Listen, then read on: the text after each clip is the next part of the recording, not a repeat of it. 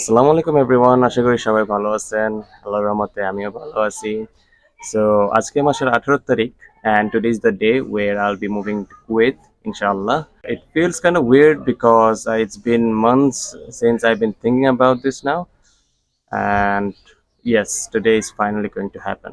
এই ভিডিওতে যা থাকবে সামনের দিকে কোনো রকমের দেখা সাক্ষাৎ বা বিদায় নিতেছে এরকম কোনো ভিউ ক্লিপস থাকবে না, কারণ যা দেখা সাক্ষাৎ যা বিদায় নেওয়ার সব বিগত দিনগুলোতে নিয়ে ফেলছি। সো সামনে থেকে যা দেখবেন, যদি ফ্লাইট ব্যাপারে যদি বলি, ট্রানজিট নিয়ে তারপর কুয়েত মুভ করতেছি। ঢাকা থেকে যা মুভ করছে দিল্লি, দিল্লি থেকে ডাইরেক্ট কুয়েত। তো এই পুরো প্রসিজারটা, পুরো কাজগুলা কি কি করতে হয় না করতে হয়, কি কি ডকুমেন্টস লাগে না লাগে, ইমিগ্রেশনে কি কি কোয়েশ্চেন করে না করে সবকিছুই আমি এই ভিডিওতে ডকুমেন্ট করতেছি। সো দেখতে পারতেছেন রোদ অনেক, ডাইরেক্টলি ট্রানজিশন নেই এয়ারপোর্টের দিকে।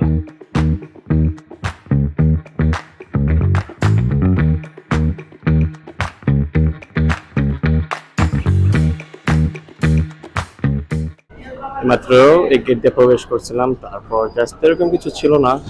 এই যে এই সিকিউরিটি চেকের মাধ্যমে আপনার যে আমার ব্যাগগুলো স্ক্যান করা হয়েছে, তারপর এখানে কারা করে আমার একটু চেক টেক করলো। এই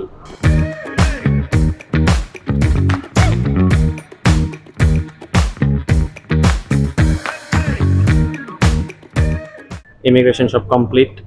বোর্ডিং পাস নিলাম, ইমিগ্রেশন নিলাম। বোর্ডিং পাসের সময়ও এরকম ভিডিও করার সুযোগ হয় নাই, আর ইমিগ্রেশন তো ভিডিও এগুলো শুট করা অ্যালাউ না। এরকম কঠিন কিছু প্রসেসটা ছিল না, প্রসেসগুলো অনেক ইজি ছিল, এরকম কঠিন কিছু না।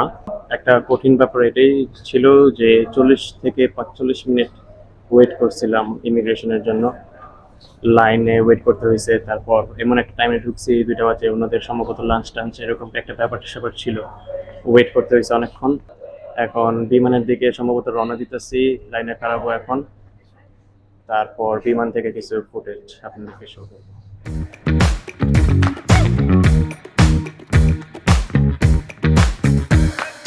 বাজতেছে এখন বিকাল 4টা 10, 4টা 25 মিনিটে আমাদের ফ্লাইটটা হওয়ার কথা।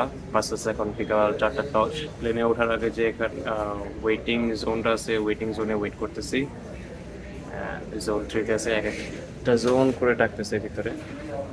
ভিডিও যদি একটু দেখাই, ভিডিও সুন্দর লাগতেছে, জানি না আমার ক্যামেরাটা জাস্টিস করতে পারবো কিনা। সুন্দর একটা ভিউ দেখে দেখে ওয়েট করতেছি।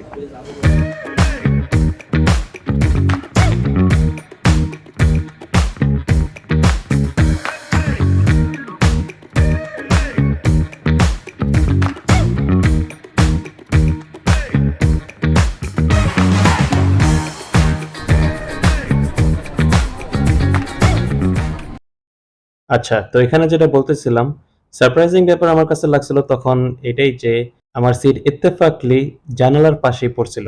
তখন আমার স্টুপিড মাইন্ড এটাই ভাবছিল যে হয়তো আমি ভিডিও করতেছি এই জন্যই আমার সিটটা জানালার পাশে দিছে।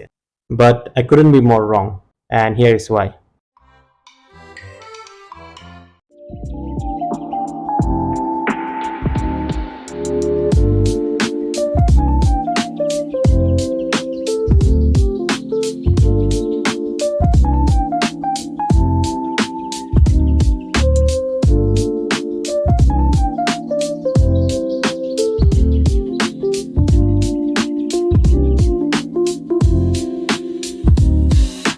মাত্র পৌঁছালাম দিল্লিতে, and I have to admit, their airport is very good, very clean, very calm, and it's really important for me because প্লেনে এত লং জার্নি করার পর আমার মাথাটা অনেকটাই ব্যথা করতেছে, যার জন্য আমার একটু কামনেসটা একটু দরকার ছিল।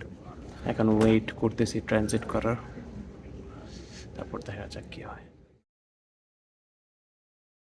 कुवैत को जाने वाली इंडिगो की उड़ान 1231 के यात्रियों, इंतजार करने के लिए आपका धन्यवाद। that's my इंडिगो की call. ओर से हम आपकी सुखद সম্ভবত उड़ान 2 की ঘন্টা যাবত कामना ধরে ওয়েট करते করতেছি, हैं। মাথাটা ব্যথা করতেছে অনেক।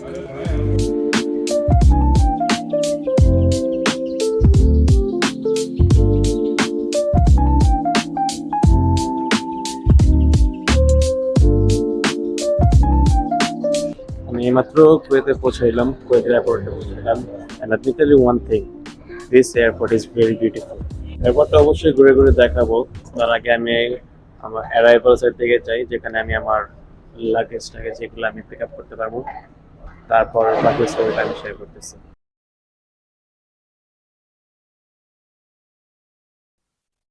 আসসালামু আলাইকুম এভরিওয়ান। সম্ভবত একটা লং কাট দিয়ে সরাসরি আমি রুমে এসে ভিডিওটা শুট করতেছি।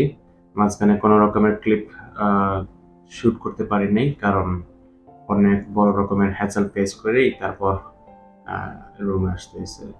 কারণ লাস্ট যখন শুট করছিলাম আমি, তখন ভিডিওতে বলছিলাম যে আমি এখন যাব যে সেন্টারে বা যে কাউন্টারে আমাকে ছেড়ে, মানে আমাকে বের হতে দিয়ে দেন আমার লাগেজটা আমার হাতে দিয়ে দিব। কিন্তু আমি আমি যখন আমার পাসপোর্টটা দিই, আমার অরিজিনাল ভিসাটা দিই, তখন তারা মানে উনি ১ সেকেন্ড জাস্ট দেখলো, তারপর বলল যে এই রাস্তা দিয়ে যাও। মানে আমাকে বের হতে দেয়নি। আমি একটু শক হয়েছিলাম যে কেন বের হতে দিবে না। তারপর যে রাস্তা দিয়ে যেতে বলল ওই রাস্তা দিয়ে গেলাম। তারপর থেকে আমার হ্যাসেল শুরু। আমি ভাবছিলাম যে আ সম্ভবত আরেকটা প্রসেস আছে। আমি একজনকে জিজ্ঞেস করছিলাম, সে বলছে মানে ইশারা দিচ্ছে আরকি।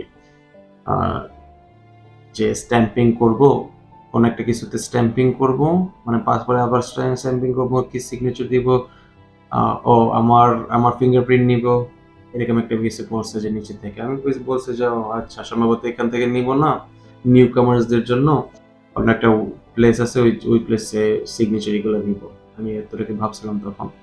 কিন্তু যখন আমি ভিতরে ঢুকি, আস্তে আস্তে সময় পার হয়। এভাবে সময় পার হতে দেখি যে ৩ টা ঘন্টা আমার এমনিতেই চলে গেছে। এমনিতেই ৩ ঘন্টা চলে গেছে। আমার নাম ডাক কোনো কিছুই নাই। আমার নাম ডাকতেছে না। আমি যে সবার পেছনে ছিলাম ব্যাপারটা এরকমটা না। আ ৩০-৪০ জনের ভিতরে আ মেবি ৫ থেকে ১০ জনের ভিতরে আসছিলাম আরকি। তারপর আমার নামটা ডাকে নাই। মানে ব্যাপারটা এরকমটা না যে অনেক লং একটা প্রসিডিউর, এর জন্য হয়তোবা আমার ওয়েট করতে হয়েছে, এরকম না। ভদ্র ভাষায় যদি বলি যে ব্যাপারটা অনেকটা ওনাদের আইলসামির কারণেই আরকি আমার এই ৩ টে ঘন্টা ওয়েস্ট। তারপর কি? তারপর ফিঙ্গারপ্রিন্ট নিছে, আ ৪ আঙ্গুলের ফিঙ্গারপ্রিন্ট নিছে, এই আঙ্গুলের ফিঙ্গারপ্রিন্ট নিছে ২ হাতের। তারপর ছবি নিছে। আমার পাসপোর্টে স্ট্যাম্প করে পাসপোর্টটা রেখে দিছে। পাসপোর্টটা রেখে দেওয়ার পর আবার সিরিয়ালে দাঁড়াইলাম। সিরিয়ালে দাঁড়ানোর পর ফাইনালি আমারে নিয়ে গেল আপনার ওয়েটিং জোনে, যেখানে আরকি আ নিউ কামার্সদেরকে বসায় রাখে। এখানে নিয়ম হচ্ছে যে এরকম যে নিউ কামার্স যারা আছেন আপনাদের সবাইকে বসায় রাখবে, ডাইরেক্ট আপনার কাফেল বা মালিক এরকম কেউ যদি আসে বা জিম্মাদার নেওয়ার মতো যদি কেউ থাকে আপনাদের এইখানে, ঐরকম মানুষ আসলেও সম্ভবত দিবে আপনার। মূলত মালিকদের কাছেই বা কাফেলদের কাছেই আপনাদেরকে হ্যান্ড ওভার করে দিবে এয়ারপোর্ট থেকেই। এটা ছিল লং একটা প্রসেস। এই জিনিসটাই জাস্ট আমার ৩ টা ঘন্টা, মেবি ৩ ঘন্টা প্লাস ৩.৫ ঘন্টা, ৪ ঘন্টা এরকম টাইপের টাইম আমার খেয়ে দিছে। আর এরকম একটা জায়গায় ছিলাম যেখানে আ ভিডিও শুট করা একবারেই অ্যালাউড ছিল না। আমিও কোন রকমের রিস্ক নেওয়ার মতো সাহস করতে পারিনি। কারণ এয়ারপোর্টের মানুষ তো ব্যবহারটাই একটু যা-তা টাইপ ছিল। যদিও আমার লগে করে নাই। কারণ আমি দূর থেকে দেখেই নিজেকে এডুকেট করতেছিলাম যে কখন কি করতে হবে। কিন্তু দূর থেকে দেখছি যে আমার দেশেরই মানুষ বা পাশের দেশের মানুষ আ ওনাদেরকে মানে যা-তা ব্যবহার করতেছে।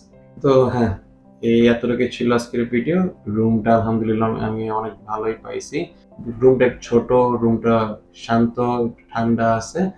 অ্যান্ড ব্যাপারটা হইছে যে যেরকমই হোক, however it is, it's mine now, and ইনশাআল্লাহ এই ভিডিওটার পরপরই আমি রুম ট্যুরের টাইপ ভিডিও শেয়ার করব আর আপনাদেরকে দেখাবো যে কুয়েতের মালিকরা কিরকম টাইপের রুম দেয় হাউস ড্রাইভারদের জন্য।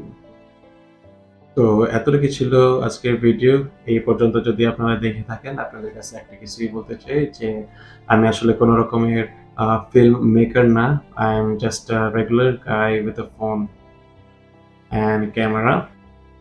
সো এই ভিডিওটা পুরোটাই আমি জানি যে আমি যেরকম ভিশন করছিলাম, যেরকম চাইছিলাম যে ভিডিওটা বানায় আপনাদের সামনে প্রেজেন্ট করতে, ওরকম কিছুই আমি করে দিতে পারিনি। সমস্যা নাই, আমি চেষ্টা করবো দিনে দিনে এই স্কিলসটাকে বা এই জিনিসটাকে ইমপ্রুভ করার জন্য আপনারা দেখে মজা পান। ঠিক আছে? তো এতটুকু ছিল আজকের ভিডিও। আমি আর ভিডিওটা বাড়াবো না, কারণ আমি একটু বেশি টায়ার্ড। সম্ভবত একটা গোসল করেই তারপর একটা সুন্দর করে একটা ঘুম দিব। তারপর আপনাদের সবার সাথে নেক্সট ভিডিওতে দেখা হবে ইনশাআল্লাহ। তো হ্যাঁ, এতটুকু ছিল আজকের ভিডিও। আল্লাহ হাফেজ।